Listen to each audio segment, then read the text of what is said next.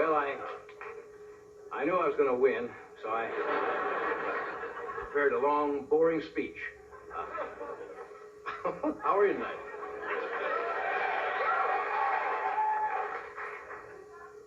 It's 11:30 p.m., March 31st. Oral Roberts, if that check doesn't clear, you got a half hour left.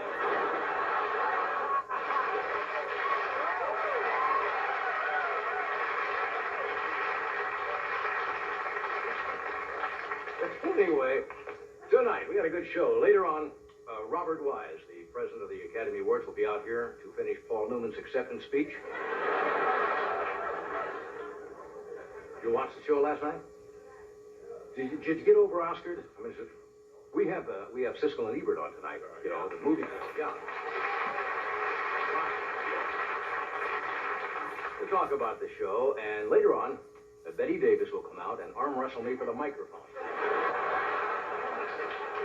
That's just a joke, because Betty Davis is going to be with us. That's a joke, Betty. She's going to be with us Friday. Isn't she? Okay. Did you see the opening of the show? Production number? With Dom DeLuise in a dance number. That was the largest Italian movement since Vesuvius buried Pompeii. I mean, Paul Hogan was good. He opened the show, then left the show, and was back in Australia before the show ended. It was a long show. Good night. I did that show. I was the host for 5 years, and I couldn't host it last night because every Monday night, I play the harmonica at the Hamburger Hamlet in Encino. Something I've always wanted to do.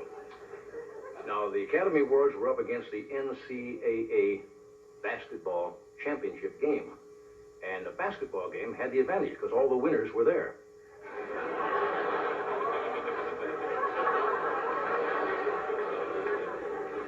How many? We got a jury over here. I don't like that one. How many of you switched back and forth between the Academy Awards and the ball game?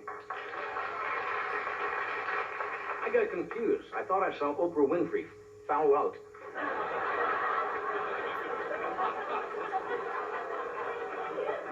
Let's see who didn't show up. Michael Caine didn't show up.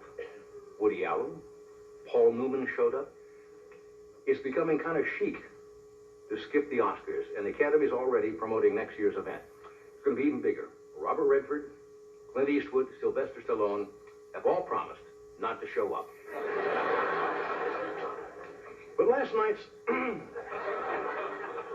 if you notice, something interesting, last night's films, I think, were part of a new trend to eliminate violence and sex from the screen and put it back where it belongs in TV miniseries.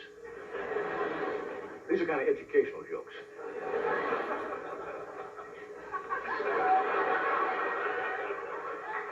I think the only thing I learned by watching last night's show was that Revlon lips never die.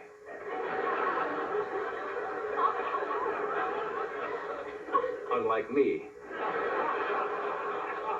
Well, let's try something else. I think I've exhausted that subject, and maybe about a minute ago.